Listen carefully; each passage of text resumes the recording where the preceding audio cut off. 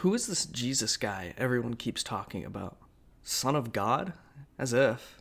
Oh, look, the Bible. Isn't that book about him or something? Let's read a passage or two and see if we can learn something about him. Lord, said Thomas, we do not know where you are going, so how can we know the way? Jesus answered, I am the way, and the truth, and the life. No one comes to the Father except through me. Well, isn't someone full of themselves?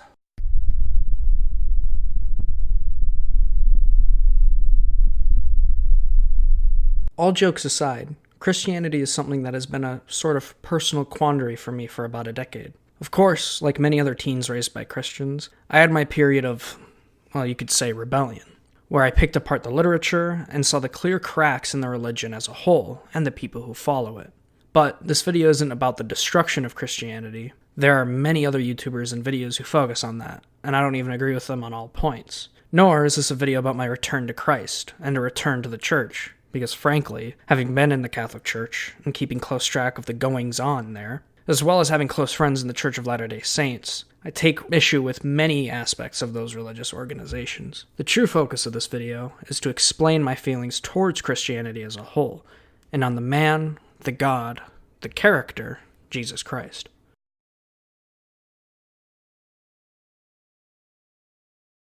Now, depending on the frame of time you have known me, you can clearly see me as a religion hater, someone who despises almost all practices, and the sheep-like mentality many believers have towards their practice. For a time, this was true. When I was a child, say 12 or 13 years old, I turned towards Christianity during a time of struggle. Middle school. Fun times. I looked towards the Bible for inspiration, and possibly the solution for my problems entering my teenage years. Instead, over the next few months, I noticed many contradictions in the Bible, hypocrisies from Christians and their actions, and the red pill effect of atheism. After noticing these inconsistencies and finding no answers, I abandoned my practice of Christianity and held a strong distaste for many that did.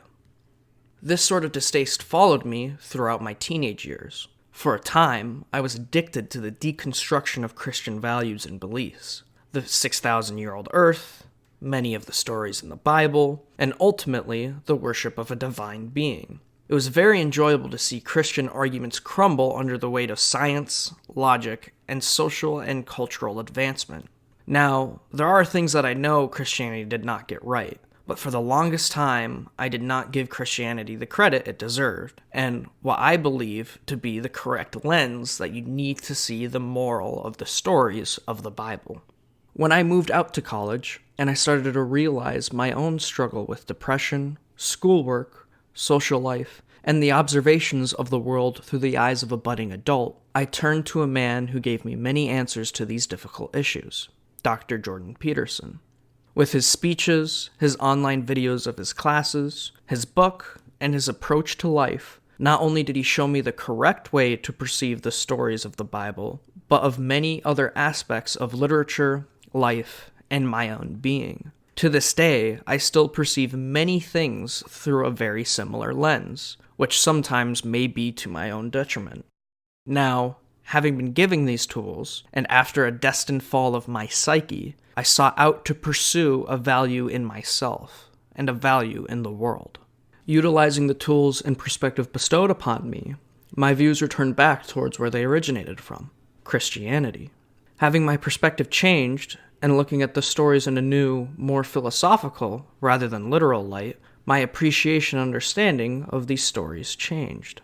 Rather than things being a literal, historical account, I can see the relations to people and their struggles with themselves and with the world around them being described in the pages. Struggles of jealousy, fear, doubt, and temptation, and the stories of truth, bravery, and conviction. Ultimately, it strengthened my respect in Jesus Christ and my understanding of his words and actions to the point where, in a loose sense of the word, I could be labeled as a Christian. That being said, I still do not find myself being a Christian in the same way as others. I do not go to church, I do not read the Bible for its literal meaning, nor do I consider it a holy text. I'm not afraid to use God's name, and I do not believe in an afterlife, or any sort of divine being that watches over us. Even if there was a being that did watch over us, and that did harbor the souls of the good and condemn the souls of the bad, I would not wish to follow such a being as depicted in many of the sects of Christianity. My views on divinity and the lessons behind divinity guide me in this regard, but I will get into that when I talk about the homeboy, which I should probably get around to doing anyways. Alright, if you are a Christian and you haven't gotten the least bit offended yet, prepare yourself. I know this will send you for a loop. I believe Jesus was just a man. Okay, now that we got that out of the way, let me explain my reasons for believing this, and why I think Jesus only being a man brings out more value to his being and to the lessons he taught his followers. Oddly enough, I'm going to start at the end. Well, Jesus' end, that is. As stated in the book of Matthew, chapter 27, verses 45 and 46, "Now from the 6th hour until the 9th hour there was darkness over all the land. And about the 9th hour Jesus cried out with a loud voice, saying, Eloi, Eloi, lama sabachthani, that is, my God, why have you forsaken me?" For those of you unfamiliar with this passage, these words are cited to be Jesus' last, while on the cross, and occur only shortly before his death on the cross. The reason why I find this passage to be important in identifying Christ as a man, and what truly makes him a more relatable figure, is that he doubts his very being in the moment of achieving his goal. But Sam, he said, my God, he doubted God, not himself. Well, through my understanding of the perceptions of Christ, he is a part of the Holy Trinity, which makes up God. The Father, which is God perceived as the voice in heaven, and who exercises his force many times in the Bible. The Holy Spirit, which protects those who come in harm's way, inspires people to do the right thing, and is almost like a force which spreads from person to person, and the Son, who is Jesus Christ, God in human form. In this sense, Jesus was not only having doubts in his Father, who is God, he was doubtful of his very existence. Also, Jesus was said to be given humanity to cleanse it of mortal sin, and to teach everyone the pathway to heaven, by being crucified and giving his life for the world. His doubt not only extended to himself, but the purpose of his death, and the goal of which he was born to achieve. This wasn't the only time he doubted himself and his purpose. The night before, after the Last Supper, in Gethsemane, Jesus faced the struggles of sadness and anxiety. In the book of Matthew, chapter 26, verses 37 through 39, it is said, "He took Peter and the 2 sons of Zebedee along with him, and he began to be sorrowful and troubled. Then he said to them, My soul is overwhelmed with sorrow, to the point of death. Stay here and keep watch with me."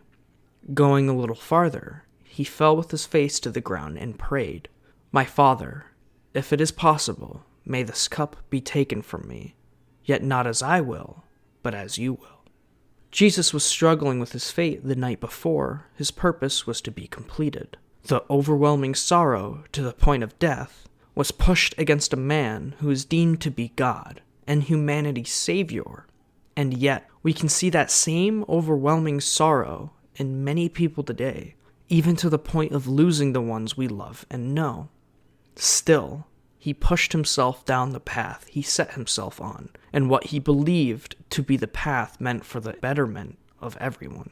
Some can use these examples as flaws to denigrate the image of Christ, his message, or to try to minimize the impact of his stories or purpose, but to me, I only find strength in this. For me, it makes myself, and humanity as a whole, a lot more relatable to Christ. There are times where I doubt myself, my capabilities, and I question if what I'm doing is the right thing, or worth my time, or if I'm actually pursuing what truly fulfills me. Seeing a man who is painted to be a god, who is shown to have amazing miracles, and who is supposed to be the truth and the light, share these same worries, it humanizes him, and makes reaching a similar position in the world as him much more attainable, which I believe should be the actual goal of all Christians.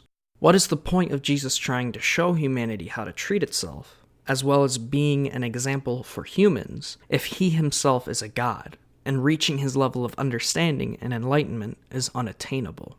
To me, if his followers see his views, actions, and beliefs as godly and out of reach, that makes his death seem meaningless. Instead, I find it more inspiring and fulfilling to try to become like Jesus, and to see how a man could become someone with such benevolence, understanding, and patience. And if a man could overcome the problems, dark emotions, immoral tendencies, and temptations to become an inspiring leader who speaks of loving all and a way to be a good person, I do not see why I, with my own problems and shortcomings, cannot at least try to do the same. This being said, I find the stories of Christ's actions to be more metaphorical, as if it was meant for us to make comparisons to them, and to apply it to our own lives. An example of this is in the book of Matthew, chapter 8. When Jesus came down from the mountainside, large crowds followed him. A man with leprosy came and knelt before him and said, "Lord, if you are willing, you can make me clean." Jesus reached out his hand and touched the man. "I am willing," he said. Now, this in of itself seems to be a straightforward story. A man heals someone who is sick. But in all honesty, this story has much, much more to it. For those who do not know, leprosy is a terrifying disease which damages the nervous system and covers the body with sores and bumps. This disease was cured in the 1970s, but has been a part of history for thousands of years. People with leprosy have often been ostracized from civilization, their homes, and even their own families. There have been many, many places where leper colonies were formed, where infected individuals were forced to stay and live. People were so fearful, they even created stories and myths that leprosy was a curse or a bane on certain individuals for their deeds. And despite all that, Jesus was a man who looked past that and was willing to touch and help him, which was never heard of in these times. He was a man not afraid of social stigma, nor of disease, nor of his own status, but was more focused on the well-being of another. Instead of seeing it as a God who cured the incurable, I see a man who wasn't afraid to go above and beyond to help someone in need. Another example of this is when he extends his understanding, as well as lack of condemnation, towards a woman who had committed adultery. In the book of John, chapter 8, it is said, "At dawn he appeared again in the temple courts, where all the people gathered around him, and he sat down to teach them. The teachers of the law and the Pharisees brought in a woman caught in adultery. They made her stand before the group and said to Jesus, 'Teacher, this woman was caught in the act of adultery. In the law Moses commanded us to stone such a woman. Now, what do you say?' They were using this question as a trap, in order to have a basis for accusing him. But Jesus bent down and started to write on the ground with his finger. When they kept on questioning him, he straightened up and said to them, 'Let any of you who is without sin be the first to throw a stone at her.' Again he stooped down and wrote on the ground. At this, those who heard began to go away one at a time, the older ones first, until only Jesus was left, with the woman still standing there. Jesus straightened up and asked her, 'Woman, where are they? Has no one condemned you?'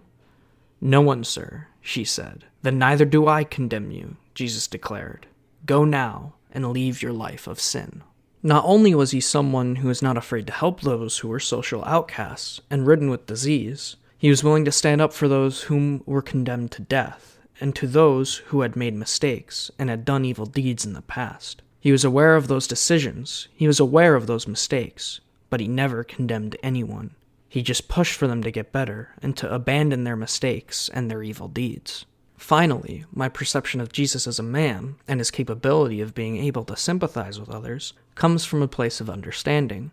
Jesus, like us, faces temptations and has his own immoral wishes. In the book of Matthew, chapter 4, verses 1 through 11, it is said, "Then Jesus was led by the Spirit into the wilderness to be tempted by the devil.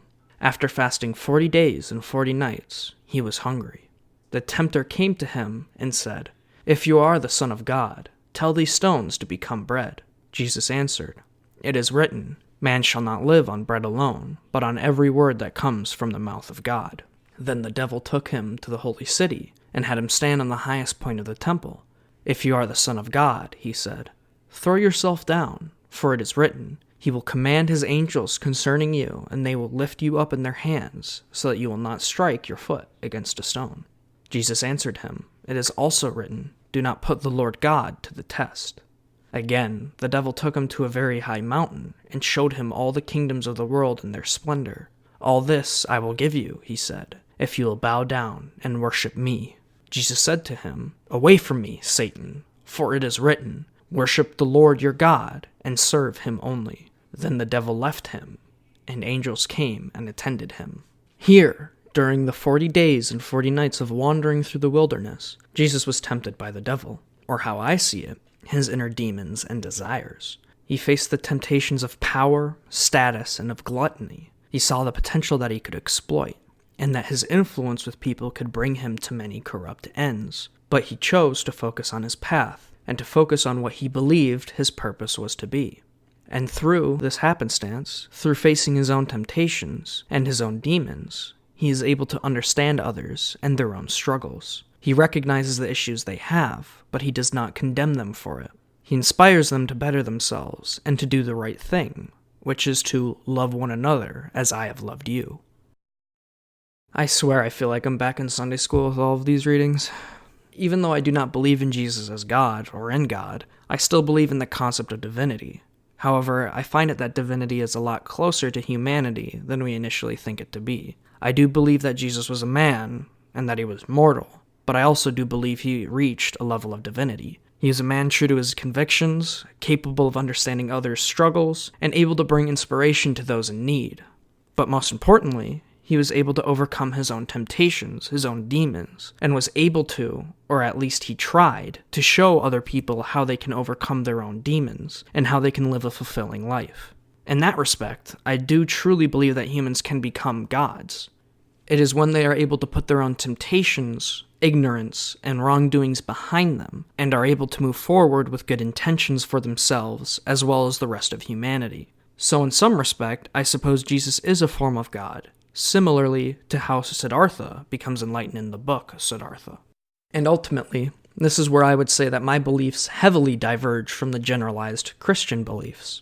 I feel like I am more focused on myself as a person, how I can help others, how Jesus' actions and values are reflected in my life, and how his stories can make me a better person in life. This isn't to say that Christians don't believe this, but from my perspective, they seem to be more focused on the organization that is their religion, and what is said during Mass, but I know many, many people that this does not apply to. In fact, the two biggest people who inspired me to investigate not only Christianity, but other religions like Buddhism, Hinduism, and Islam, are Catholic. For me, it is people like that, who are not afraid of investigating other religions, beliefs, and perspectives, and that are kind and understanding enough to appreciate the differences in beliefs of themselves and the other person, that truly remind me of Jesus and his teachings. Jesus spoke of and acted out in acceptance, understanding, and in not condemning others. And I believe following a man and his teachings should mean that you try your best to enact those things, and to see how they relate to your life, and how they make sense and are truthful to the world, not to only invoke your faith in him when you wish. I do not believe the goal of Christians should be to make it into heaven, but to live their lives as Christ did. And if there is a chance that the afterlife does exist, they possibly can be treated kindly for their actions during life, if that is indeed how the afterlife works. The focus should be on why acting like a good person is the correct thing to do, not the rewards that being a good person gets you. And I think that was the point Jesus was trying to make when he said, I am the way, the truth, and the light. Well, this video was definitely a different approach than some of my other videos. A bit of research, but also a bit off the cuff. Please, tell me if you like the style more, if I should go back to a previous form, or if I should just try something new. Also, please follow my Twitter, and if you want to chat, add me on Snapchat. Both of those can be found down below, and I try to frequently post things that interest me, or questions that I'm interested in seeing answered by other people. Thank you for watching, and until next time, try to carve a happy and purposeful path for yourself and others around you.